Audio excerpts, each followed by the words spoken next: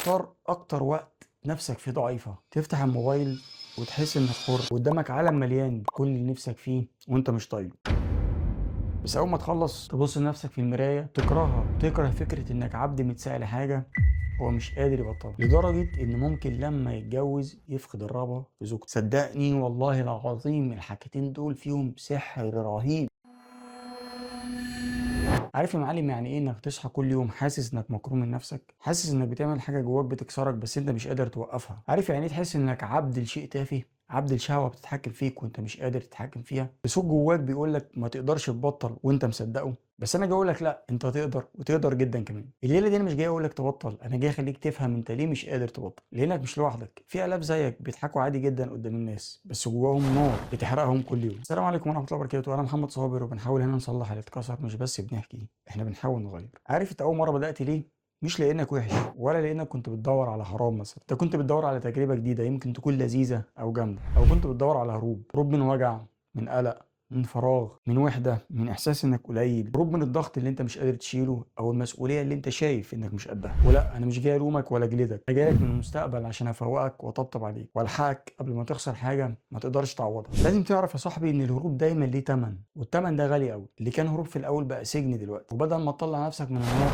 انت للاسف رميت نفسك جوه. وده لانك بتختار اكتر وقت نفسك فيه ضعيفه تقول لها يلا بينا، تفتح الموبايل وتحس انك حر قدامك عالم مليان بكل اللي نفسك فيه وانت مش طايقه. بس اول ما تخلص تبص لنفسك في المرايه وتكرهها وتكره فكره انك عبد متساق لحاجه هو مش قادر يبطلها. عبد الحاجه مش هتشبع منها لو قعدت مكانك سنين تتفرج. عبد الحاجه مش بترحم ولا بتسيبك في حالك، وكل مره بتقول دي اخر مره وبعدها تقع تاني وتحس انك خلاص مفيش فايده، مش هتقدر تبطل. خليني اقول لك على حاجه بصراحه، اللي جواك مش انسان قذر ولا عاشق للحرام، جواك شخص مكسور ومضحوك عليه وانت محتاج تصلحه ومش تكره نفسك عشان. عايزك تاخد بالك من مخططات قذره بتتعمل ضدي وضدك وضد الشباب اللي زينا والكبار كمان. وتفتكر ليه مخك بيرجعك للعاده السريه اصلا؟ ليه بتحس انك مجبور تعملها؟ الفكره يا صاحبي انك بقيت مربوط بيها وعارف وقت احتياجك ليها كويس. كل مره بتسيب دماغك تفكر وتسرح بخيالها دي خطوه العاده السريه من غير ما تحس. كل نظره شهوه بتبص بيها البنت وكل لحظه بتسيب عينك فيها تبص دي خطوه النار بتولعها جواك مش هتقدر تطفيها. كل مره بتحس فيها بملل وقلق وخوف دماغك بتقول لك تلقائيا اهرب، روح اتفرج وانسى وفرغ الطاقه اللي جواك، وبكره تتجوز وتبطل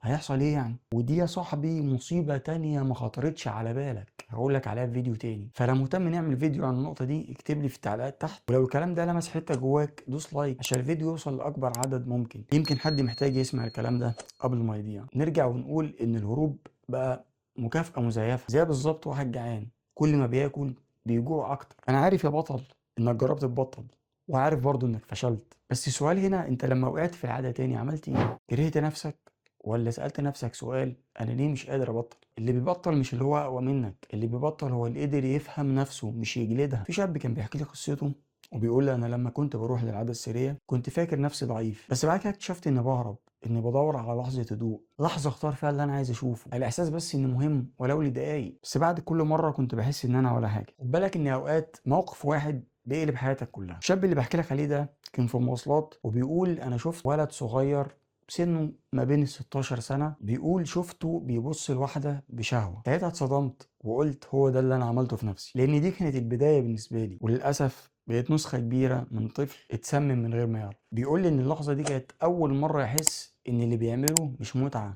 ده سم بيموتك بالبطيء وبيسرق منك طهارتك وتركيزك، عزيمتك، ثقتك بنفسك، قوتك النفسية وكل حاجة جميلة جواك. للأسف العادة السرية بتسيبك صفر على الشمال. اللي بيشوف الإباحية كتير مش بيفقد شهوته بس، بيفقد نفسه. ولو سألتني يعني لو فضلت مستمر على العادة السرية ده معناه ان انا هفقد شهوتي؟ اقول لك ايوه، وهكلمك عن ده بالتفصيل في الفيديو الجاي ان شاء الله. المهم يا سيدي، اللي بيشوف الإباحية كتير ده دماغه بتبطل تفرح بالحاجات الحقيقية، لدرجة ان ممكن لما يتجوز يفقد الرغبة في زوجته. انت واخد بالك؟ يوه، خلتني احرق تفاصيل من الفيديو الجاي. اللي بيشوف الإباحية كتير بيبطل يحب، بيبقى عاجز عن ان هو يبص في عين نفسه، بيبقى شايف نفسه قليل ضعيف مهزوم. طب خلينا ناخدها معاك واحده واحده.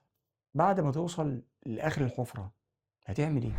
بس هنا المفاجاه، عايزك تعرف ان اللي اتكسر بيتصلح مش بين يوم وليله، بس بيتصلح. ابدا بخطوه، اقطع مصدر الهروب، ابعد عن لحظات الوحده والضعف على قد ما تقدر. ابدا من دلوقتي وخد عهد على نفسك تعمل حاجتين بس، انك تغض بصرك على قد ما تقدر وإنك تحافظ على صلاة الجماعة. صدقني والله العظيم الحاجتين دول فيهم سحر رهيب. وطبعا تطلب من ربنا إن يعينك على ده وتقول له اللهم أعني على نفسي. فرفش كده واقتنع إن اللي جواك مش وحش، اللي جواك محتاج طبطبة ورحمة وفهم وصبر. واوعى تصدق بقى الحاجات اللي هي الكلام الفاضي بقى، اللي هو أنا انتهيت وخلاص مفيش أمل ومش هبطل وبتاع.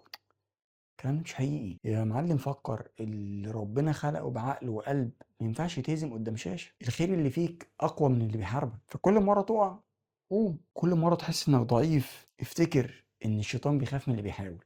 اكتب لي في الكومنت تحت كلمة حاولت عشان تبقى أول خطوة تعترف بها لنفسك إنك بدأت. وبصراحة زي ما قلت لك في الأول، أنا مش جاي أقول لك إزاي تبطل، أنا جاي أقول لك إزاي ترجع لنفسك، عشان ده اللي هيساعدك تعرف تبطل. أنا محمد صابر، وشعاري بنحاول نصلح اللي اتكسر، مش بس بنحكي، احنا بنحاول نغير. بس التغيير بيبدأ منك. من اللحظة دي قوم وابدأ وافتح صفحة جديدة مع نفسك، مش عشان تبقى ملاك، عشان تبقى إنسان تاني حر. سلام عليكم.